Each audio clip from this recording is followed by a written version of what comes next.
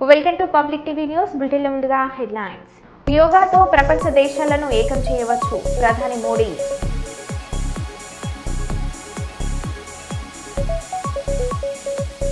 వరంగల్ కాంగ్రెస్ పార్టీలో తారస్థాయికి చేరిన విభేదాలు. జలసంద్రమైన విశాఖ సాగర తీరం. రాష్ట్రంలో మరో లగర్చెల్ల తరహా సంఘటన.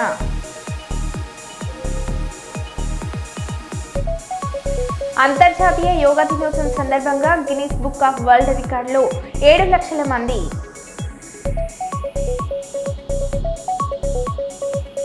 ఇక వివరాల్లోకి వెళ్తే, 2 సంవత్సరాల నుండి మా ఇంట్లో వాళ్ళు పెళ్లి చేసుకో అని బలవంతం పెడుతుంటే జాబ్ వచ్చిన తర్వాతే పెళ్లి చేసుకుంటానని చెప్పాను. ఇప్పుడు జాబ్ ఏమైంది అని మా ఇంట్లో వాళ్ళు అడిగితే నేను ఏం సమాధానం చెప్పాలి? మార్పు రావాలని కాంగ్రెస్ పార్టీకి ఓటు వేశాము. మా నిరుద్యోగ యువత ఓట్లు వేస్తేనే ఇవాళ కాంగ్రెస్ పార్టీ అధికారంలో ఉంది. మేము ఓటు వేసేందుకైనా మాకు న్యాయం చేయండి అని అంటున్నారు బాధితురాలు. సంవత్సరాల నుండి నేను నేనే ఒక అన్మ్యారీడ్, మా పేరెంట్స్ నా పెళ్లి చేస్తా అని చెప్పేసి అన్నారు. లేదు, నేను వాళ్ళ మీద పోరాటం చేసి నేను జాబ్ చేసినాకనే పెళ్లి చేసుకుంటా అని చెప్పేసి నేను పోరాటం చేసి 2 సంవత్సరాల నుండి హాస్టల్లోనే చదువుకుంటున్నా.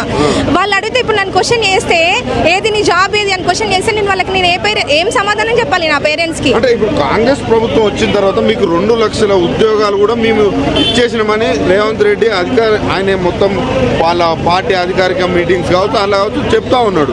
మరి ఆ 2 లక్షల ఉద్యోగాలు నిజంగా వచ్చినాయా? అసలు చూపించమనండి, మనకు లెక్కలు చూపించమనండి. వచ్చినాయా అని చెప్తున్నారు కదా వీళ్ళు. అఫీషియల్ గా ఏడొచ్చినాయి, ఏంటి, ఎంతవరకు ఎంత వచ్చినాయి? వస్తే మాలాంటి నిరుద్యోగ యువత ఇట్లాంటి మీటింగ్లు పెట్టాల్సిన అవసరం ఏముంది? ఇంత పెద్ద ఎత్తున మీటింగ్ పెట్టాలి, లక్షల మంది తల్లి రావడానికి. జాబ్ కోసం పెట్టిరా లేకపోతే నోటిఫికేషన్? మాకు నోటిఫికేషన్ రేవంత్ రెడ్డి ఏమంటుండంటే జాబ్ నోటిఫికేషన్లు ఎక్కువైపోయినాయి, వద్దని మీటింగ్స్ పెడుతున్నారు అంటుండు.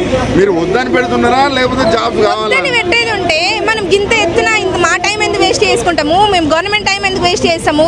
ఈ టైం అయితే వేస్ట్ చేయం కదా వద్దని పెట్టే వాళ్ళం అయితే. వద్దాం అని అనుకునే వాళ్ళం అయితే మా ప్రాంతాలలో మేము ఉండేటోళ్ళం, మా హాస్టల్లో మేము ఉండేటోళ్ళం, మా స్టడీ హాల్లో మేము ఉండేటోళ్ళం. వద్దని చెప్పడానికి ఈ నిరసనలు ఎందుకు? ఇలాంటి పోరాటాలు ఎందుకు? ఇలాంటి ఇంతమందిని ఈ వెయిటింగ్ ఎందుకు? ప్రజాపాలన తీసుకొచ్చినాం, అదేవిధంగా మేము అందరినీ కలుస్తున్నాము అని ప్రజావాణి పెట్టారు. అక్కడ పోయి మంత్రుల్ని కావచ్చు, అక్కడ ఎమ్మెల్యేలను వాళ్ళని కలిసే ప్రయత్నం చేసిరా లేకపోతే? చేసినాం మేము అన్ని మా వంతు ప్రయత్నం మేము అన్ని విధాలుగా అన్ని రకంగా ఏ విధంగా చేయాలో ఆ విధంగా చేసినాం. అన్ని విధాలుగా ప్రయత్నం చేసిన తర్వాతనే మేము ఈ స్టెప్ తీసుకోవాల్సి వచ్చింది. అలాగే కూడా ప్రభుత్వానికి ఇంకా మెలక లేదు అని అంటే దానికి మనం ఏం చేయలేదు. మేము ఎట్లా చేయాలి అని చెప్పేసి మేము ఈ విధంగా ఇలా రోడ్డుకి ఎక్కాల్సి వచ్చింది. ప్రతి అమ్మాయి కూడా తన కాళ్ళ మీద తాను నిలబడాలని ప్రతి అమ్మాయి కూడా ఉంటుంది. అలాగే మాకు కూడా అలానే ఉంది. గవర్నమెంట్ జాబ్ కొట్టాలి, గవర్నమెంట్ జాబ్ కొడితే మాకంటే ఒక విలువ ఉంటుంది. మాకు తెలంగాణ వచ్చింది, తెలంగాణ వచ్చినాకనే మా బతుకులు భారత ఏమోనని మేము అనుకుని ఈ విధంగా ఉన్నాం. అమ్మాయిల గురించి మాట్లాడారు కాబట్టి ఒక క్వశ్చన్ వేస్తాయి. రేవంత్ రెడ్డి ఏమంటున్నాడంటే మహిళలు కోటీశ్వరాలను చేస్తారంట, నమ్మకం ఉందా మీకు? మహిళలను కోటీశ్వరాలను చేస్తారు అన్నప్పుడు మాకు కూడా జాబ్ నోటిఫికేషన్ ఇవ్వాలి కదా. మేము కూడా మహిళలమే కదా, అన్ని విధాలుగా ఉండాలి. ఒక విధంగానే చూస్తే ఎలా? అంటే మీరు ప్రధానంగా ఏదైతే యువత ఉన్నారో మార్పు కావాలనుకున్నారు, కాంగ్రెస్ రావాలనుకున్నారు. 18 నెలలు మార్పు రావాలని కోరుకున్నాం కాబట్టి మా ఓటు కాంగ్రెస్ వేసినాం. ఈ రోజు ఆ ఓటు మేము కాంగ్రెస్ వేయడం వల్లనే ఇప్పుడు కాంగ్రెస్ పార్టీ అనేది గద్దె మీద కూర్చుంది.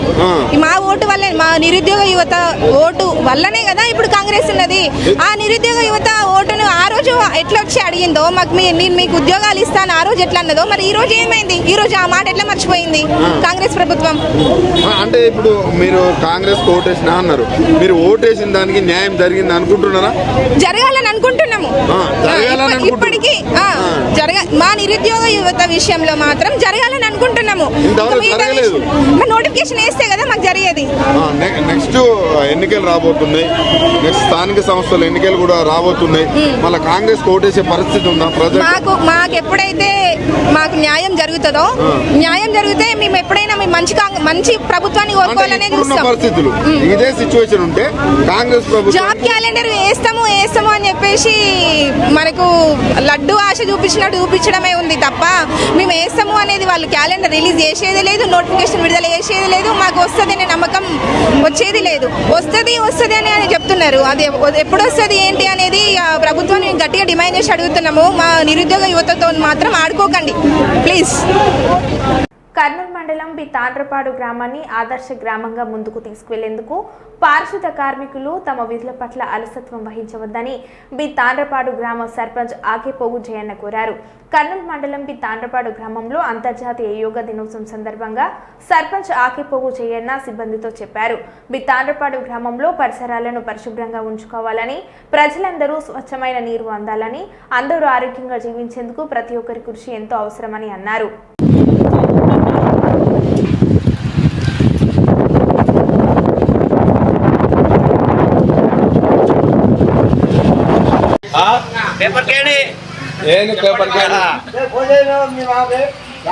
రమ్మను ఇప్పుడు అంతే మరి అడుగుతున్నావు, లైట్ల పోతున్నావు, ఇక్కడ ఈ పనులు అన్ని చేస్తున్నావు నువ్వు. బావా జగన్ ఎట్లా మాట్లాడతారు మీరు? ఆయన చూసుకునేవాడు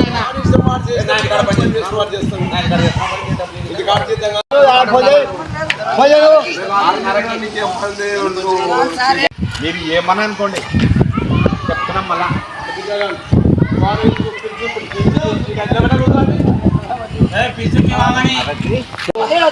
నిన్న రమ్మన్నా మేము మాకేం కూలి ఇస్తారా, మాకేం పని మాకు కూలి ఇస్తారా ఏమన్నా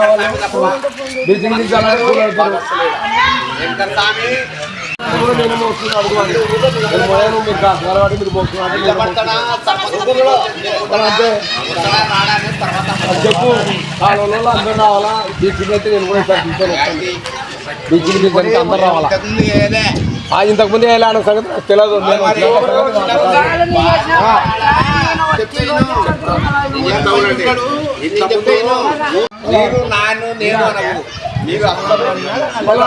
మళ్ళీ కాలు వాడ తర్వాత వచ్చిపోయింది ఇంత జగన్మతాడు. మళ్ళా పెట్టాక ఇల్లే జగన్ వనబతాడు ఈ వంకర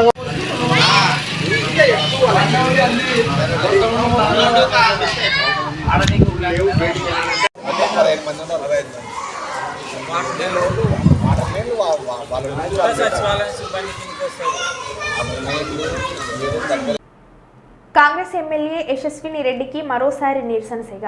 పాలకుర్తి నియోజకవర్గంలోని ఏ గ్రామానికి వెళ్లినా ప్రజలు తరిమి కొట్టడంతో తీవ్ర ఆందోళన అత్తాకోడళ్లు. మహబూబాబాద్ జిల్లా తొర్రూరు మండలంలో పర్యటిస్తుండగా యశస్విని రెడ్డిని అడ్డుకుని నిలదీసిన ప్రజలు ఇందిరమ్మ ఇండ్లు మంజూరు విషయంలో అవకతవకలు జరుగుతున్నాయని, ఇల్లున్న వారికే మళ్లీ ఇల్లు ఇస్తున్నారని ఆగ్రహం వ్యక్తం చేసిన ప్రజల ఆగ్రహం చూసి స్పందించకుండా వెళ్లిపోయిన యశస్విని రెడ్డి పేర్లు రాసుకోండి. అవి కాకుండా ఇంకా 2 విడతలు ఉన్నాయి. ఆ 2 విడతలు ఇంకా ఇవి కలిపి అన్ని కలిపి అర్హులైన ప్రతి పేదవాళ్ళకి కళ్ళు పెట్టి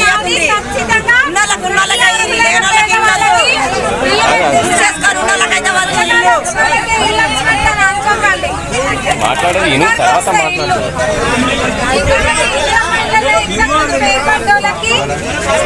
నిజంగా పేదవాళ్ళు ఉన్నారు. అందులో వాళ్ళకైనా అందరికీ 2 విడతలు వస్తాయి. 1 విడతల రాష్ట్రం మొత్తంలో కూడా ఎక్కడ కూడా ఒక్కళ్ళు కూడా ఇవ్వట్లేదు. ఇంకోటి బేస్మెంట్లు వేసుకొని పిల్లర్లు పోస్తున్న కూడా రాష్ట్రంలో ఒక్క ఇల్లు కూడా ఎవరికి ఇవ్వలేదు. 2 విడతలు అట్లాంటి వాళ్ళకి ఏమైనా వెసులుబాటు కల్పిస్తారు కానీ 1 విడతలు లేదు. ఈ ఊర్లో గెలిపించినందుకు నేను ఖచ్చితంగా ప్రతి ఒక్కరికి అర్హులైన ప్రతి పేదవాళ్ళకి ఇల్లు పెట్టించే బాధ్యత నాది. నేను పెట్టిస్తాను. మొదగాలు వచ్చిన వాళ్ళనే చూసి ఊకే అనుకోవద్దు. మీకు వస్తే వాళ్ళు అనుకుంటే వాళ్ళకి వస్తే అందరూ ఒక్కటే, మాకు అందరు సమానమే. ఎవరికైనా ఇల్లు పెట్టియాలనే ఉంటుంది. ఇంకా 2 విడతలలో కలుపుకొని మొత్తం అసలు ఇల్లు లేని వాళ్ళే లేకుండా పోతారు. అందరికి ఇల్లు ఉంటాయి. పెన్షన్లు సమాజ సేవకుడికి పుట్టినరోజు శుభాకాంక్షలు. డాక్టర్ శంకర్ శర్మ చేస్తున్న సేవలు పుట్టినరోజు సందర్భంగా తీసుకువెళ్లే ప్రయత్నం. కర్నూలు పట్టణంలో ఎంతో మంది శ్రీమంతులు, పదవి విరమణ పొందిన అధికారులు ఉన్నా సహాయం చేసే గుణం కొందరిలోనే ఉంటుంది. ఆ గుణం డాక్టర్ శంకర్ శర్మలో ఉందని చెప్పడంలో ఎలాంటి అనుమానానికి తావులేదు. గ్యాస్ట్రో ఎంట్రాలజిస్ట్, లివర్ స్పెషలిస్ట్, ప్రముఖ సీనియర్ వైద్యులు శంకర్ శర్మ పిల్లలకు విద్య, వైద్యం, ఆటలు, పేదలకు, వృద్ధాశ్రమాలకు ఇలా ఎన్నెన్నో సేవా కార్యక్రమాలు చేస్తూ సంపాదనలో కొంత పేదలకు పంచాలన్న సహృదయంతో చేస్తున్న సేవా కార్యక్రమాలు డాక్టర్ శంకర్ శర్మ. ఈ నెల 26న ఆయన పుట్టినరోజు సందర్భంగా ఈ కథనం.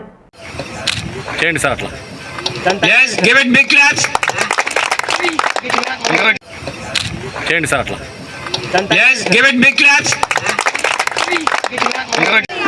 సార్ దగ్గర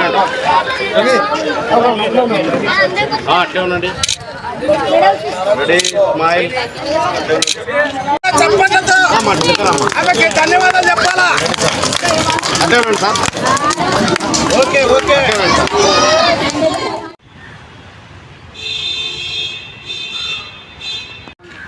ఏం చేయట్లేడా ఆయన గవర్నమెంట్?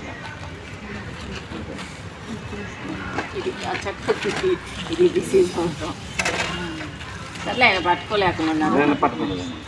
ఫోటో తీయను మేడంతో. బోత్ వస్తుంది, అదే బోత్ వస్తుంది.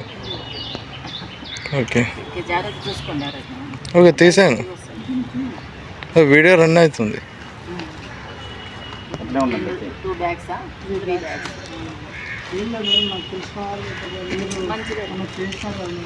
దానికి మీరు సర్వీస్ చేస్తున్నారని చెప్పేసి మన వాళ్ళు కొంతమంది గట్టిగా మా సైన్ చేసుకున్నాంటే అప్పుడు నేను ఫోన్ చేసి మాకు రైస్ ఒకటి ఏది రేషన్ కార్డు ఉంది కదా, ఇంటి స్థలం లాంటివి ఉన్నాయి కదా, ఇప్పుడు వస్తుంది ప్రొవిజన్ అప్లై చేస్తాను. అప్లై చేసుకుంటే మేము సరే ఆన్లైన్లో వస్తుంది, ఆన్లైన్లో అప్లై చేసిన తర్వాత డీటెయిల్స్ ఇవ్వండి నాకు. సరే నమస్కారం.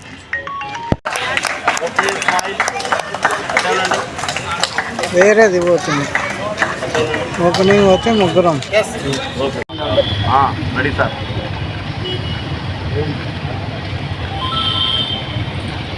Okay sir.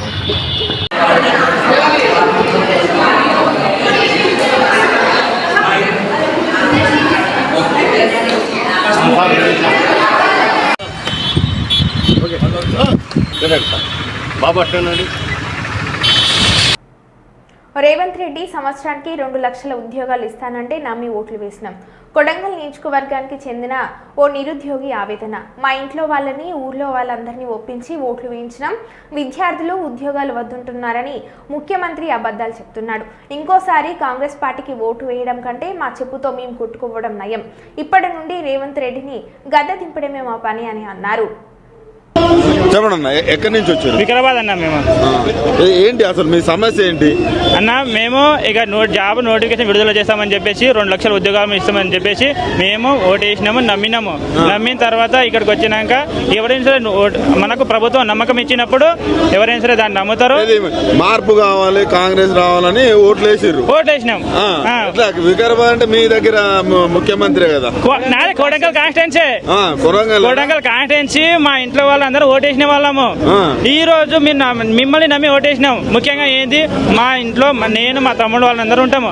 అయ్యా మా కొరకు మా మనల్ని ఓటేసినాం. మా కొరకు, ఎందుకంటే పిల్లలకు ఉద్యోగాలు వస్తాయని చెప్పి 1,50,000 2 లక్షల ఉద్యోగాలు ఆల్రెడీ ఇచ్చినట్టు. వాళ్ళ నీకు ఉద్యోగం రాలేదా? 7 లక్షలు ఇచ్చారు. అదే మీరు ఇయ్యలేరు. అవును, ఇగో 1 లక్ష ఉద్యోగాలు 2 లక్షల ఉద్యోగాలు ఇచ్చిన చెప్తున్నారు మీరు. అవును, నిరుద్యోగులు 5 లక్షల మంది ఉన్నాం. అరే మాకన్నా మా అన్న వాళ్ళకి వచ్చినాయి, ఇప్పుడు మాకు కూడా కావాలి కదా.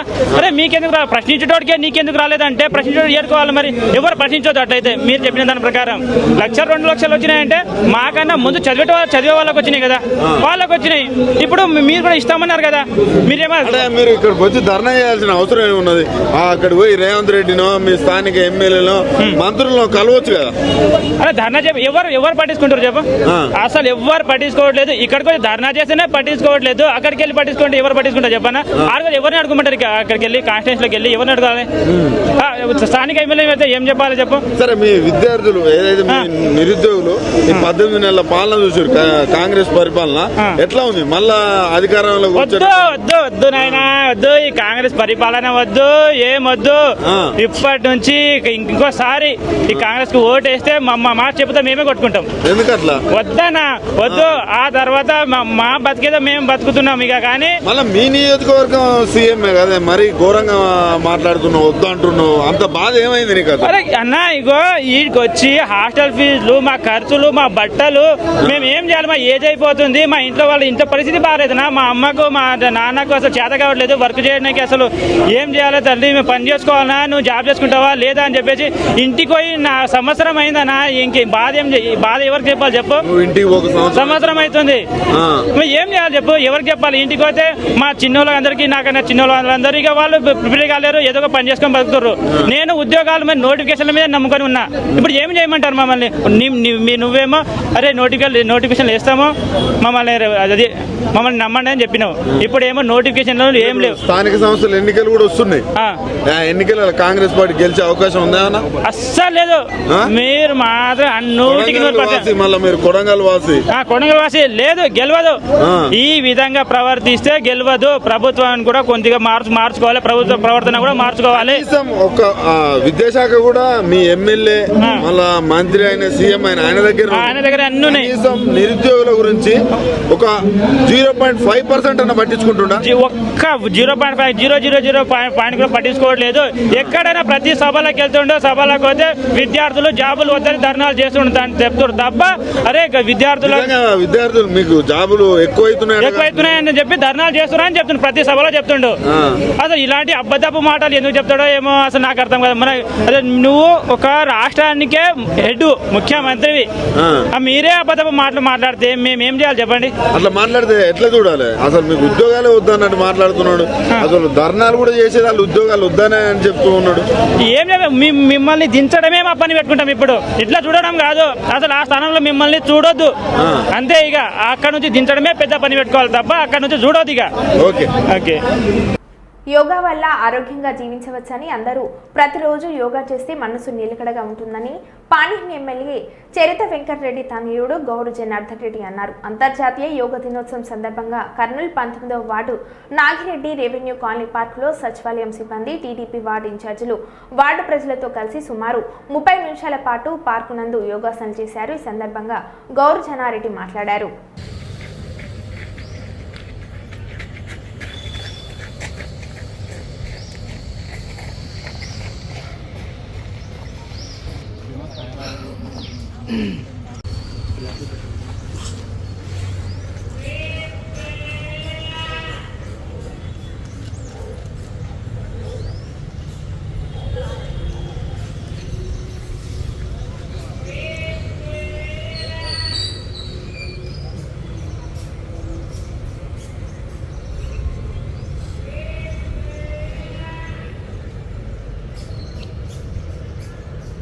యోగా చేసినారా? చేసినావు కదా? ఏరియాలో యోగా ఉంది.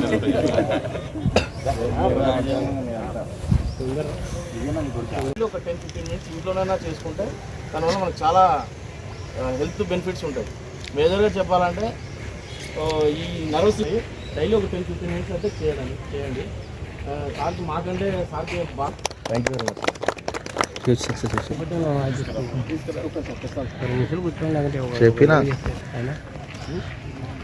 జూనియర్ అంతర్జాతీయ యోగా దిన శుభాకాంక్షలు.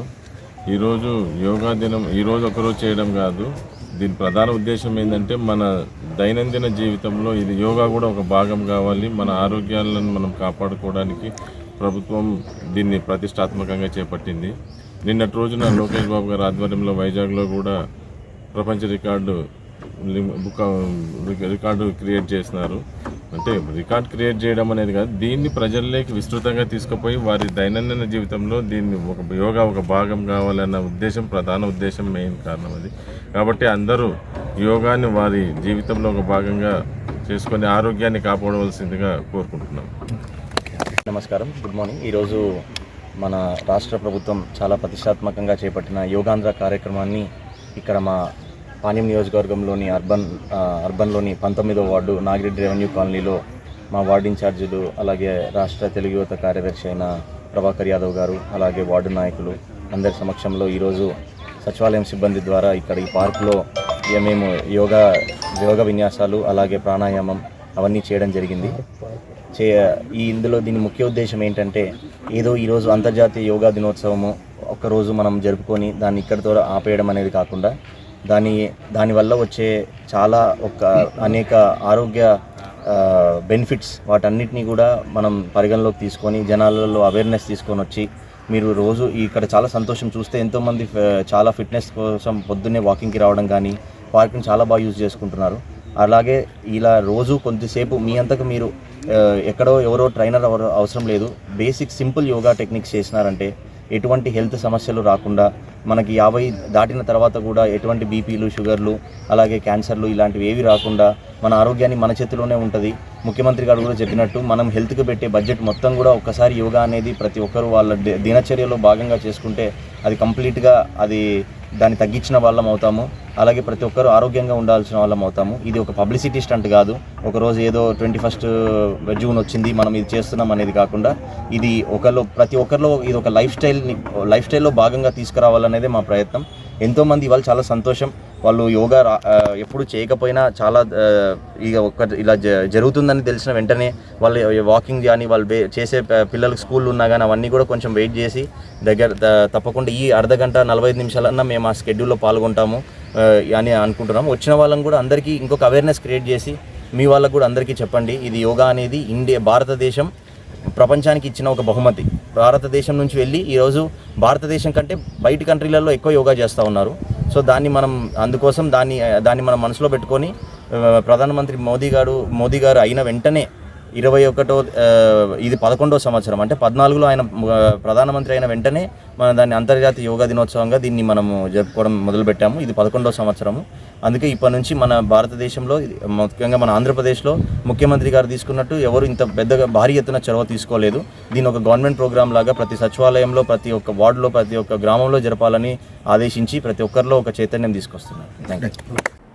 మహబూబ్ నగర్ జిల్లా జూరాలకు వరద ఉధృతి.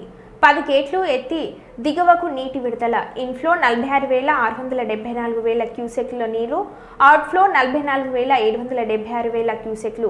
పూర్తి నీటి సామర్థ్యం 9.657 టీఎంసీలు. ప్రస్తుత నీటి విలువ 7.535 టీఎంసీలు. ఎగువ దిగువ జూరాల విద్యుత్ కేంద్రాల నుండి 11 యూనిట్లతో కొనసాగుతున్న విద్యుత్ ఉత్పత్తి. ఎత్తిపోతల పథకాలకు నీటి విడుదల.